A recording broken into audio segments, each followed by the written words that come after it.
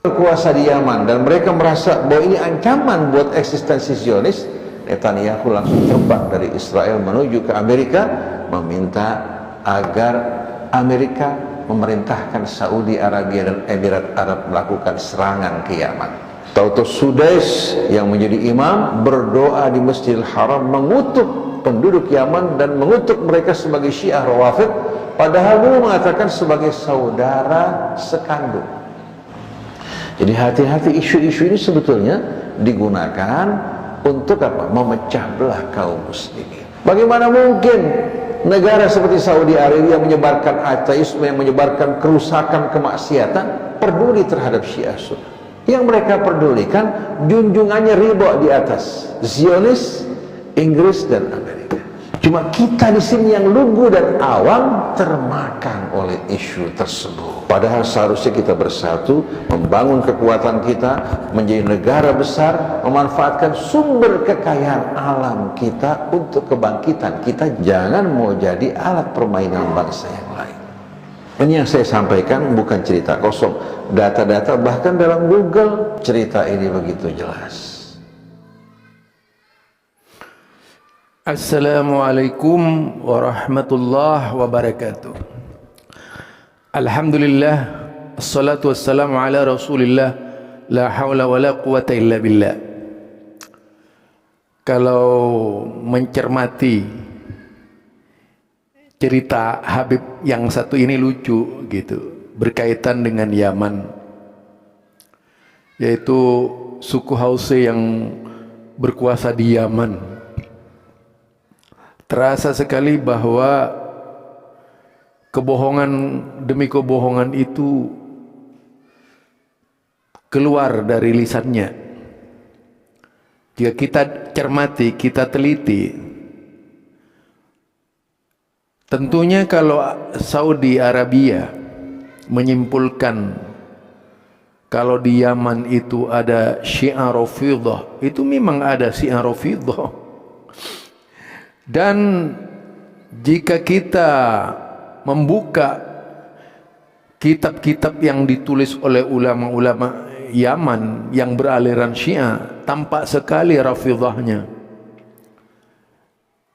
Beberapa tahun yang silam misalnya, di Yaman terbit sebuah buletin yang memerintahkan agar surat An-Nur direvisi karena isinya berkaitan dengan yaitu Aisyah istri Rasulullah sallallahu alaihi wasallam. Jadi nampak sekali kalau banyak berita yang sengaja ditutup-tutupi oleh Syiah di Yaman. Kalau berbicara Syiah di Yaman, sama halnya berbicara Syiah yaitu Suriah, sama halnya berbicara Syiah di Libanon, sama halnya berbicara Syiah di Iran. Setali tiga uang. Nah itu. Jadi bukan karena ada hubungan Saudi itu dengan Zionis sebagaimana yang disampaikan oleh ente, ya. Tetapi yang benar, yang kita cermati, terlalu banyak lah. Masa harus ditutup-tutupi? Kitab-kitab Syiah yang beredar itu di masyarakat, yang bisa menjadi bukti kalau memang Syiah yang ada di Yaman itu adalah Rafidhah. Banyak buktinya itu kalau Rafidhah. Yang pertama, saya sering berdebat mereka yang menutup-nutupi Syiah itu. Di Majelis Nusantara misalnya, ada grup Majelis Nusantara, itu menutup-nutupi orang-orang Syiah. Awal-awalnya begitu dibongkar, mereka keluar aslinya, mengumpat para sahabat Nabi, merendahkan istri-istri Rasulullah sallallahu alaihi wasallam, dan begitu relanya dan ridhonya itu orang-orang Anda yang menyamakan istri-istri Rasulullah dengan pelacur, seolah-olah Nabi Muhammad sallallahu alaihi wasallam itu tidur dengan pelacur. Naudzubillah min dzalik. Ini sebuah pemahaman yang salah, pemahaman yang tidak benar, pemahaman yang jauh dari kebenaran, yang tentu saja menyimpang dari, yaitu keadilan, ya, menyimpang dari keadilan.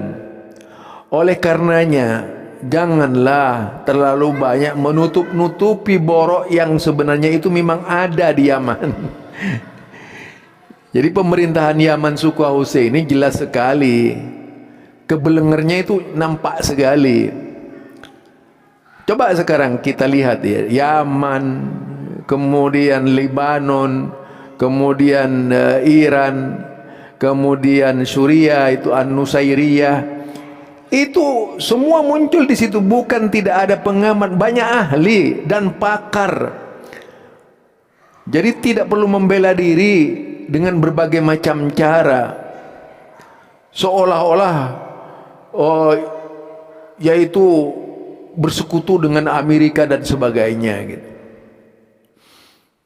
Yang tampak sekali di Yaman itu adalah mengusir kelompok-kelompok Sunni dari Yaman. Itu jelas sekali sudah. Mana rasa persaudaranya? Wong yang mulai perang itu adalah suku Hause yang pertama kok. Lalu di mana letak persaudaraannya? Itu saya masih ingat. Mustafa As-Sibai tahun 60-an itu di Lebanon. Jadi ada harapan dari orang-orang Syiah kaum Ayatullah itu yang berharap, jadi kaum Ayatullah ini berharap terjadi takrib antara Syiah dengan Sunni misalnya. Ya, tentu saja itu menjadi harapan Sunni ketika itu. Percaya begitu saja dengan yang dilakukan oleh kaum Ayatullah di Lebanon pada waktu itu. Ya tahun 60-an tuh, Mustafa As-Sibai, semua kenal, tokoh politik dan dari Sunni. Ketika berjalan beberapa tahun Mustafa As-Sibai berjalan beberapa tahun di situ, kemudian mengadakan takrib, baru beberapa hari saja itu dilanggar oleh kelompok-kelompok Syiah dengan menghujat Aisyah. Jadi berita seperti ini bukan baru ya, berita seperti ini banyak di dalam berita-berita yang bisa dipercaya, meyakinkan. Lah, bagaimana tidak akan percaya dengan data-data yang lengkap kok? Bukan hanya sekedar Google. Itu sudah terjadi perbincangan ilmiah di kalangan tokoh-tokoh Sunni dan Syiah. Bagaimana perspektif Syiah ke depan ini sebenarnya kalau dilihat dari kacamata kitab-kitab mereka sendiri, dipertanyakan keberadaan mereka ya. Jadi bukan ngecap, memang ada itu. Kejanggalan Hussein ini janggal banyak, terlalu banyak ya. Dan tentunya itu segera terungkap semuanya. Biar terungkap seluruhnya. Sebenarnya Sunni sudah pernah banyak membuka kesempatan, tapi yang dilakukan oleh Syiah itu adalah penyimpangan-penyimpangan, seperti terjadi di Qatar, seperti terjadi di Dubai, di Kuwait itu. Apa? Melakukan penyimpangan-penyimpangan, maunya bentrok dengan Sunni itu. Jadi banyak masalah ini di dalam Syiah ya. Bukan tidak dicermati itu. Saya mencermati juga berita-berita seperti itu, bukan sekedar Google. Anda pun itu yang ditunggu-tunggu Google dan telepon dari orang-orang yang membela Hose. Udah pasti itu. Itu beb. Jadi kalau mau jujur, ayo kita benar-benar jujur lah. Di atas kertas itu, di atas kertas bahwa tidak akan pernah mendoakan Abu Bakar, Umar, Utsman dalam doa-doanya supaya mereka dihukum oleh Allah, dilaknat. Itu kitab-kitab kalian itu. Jadi bukan omong kosong, nyata itu dalam berbagai kitab yang ditulis oleh Syiah.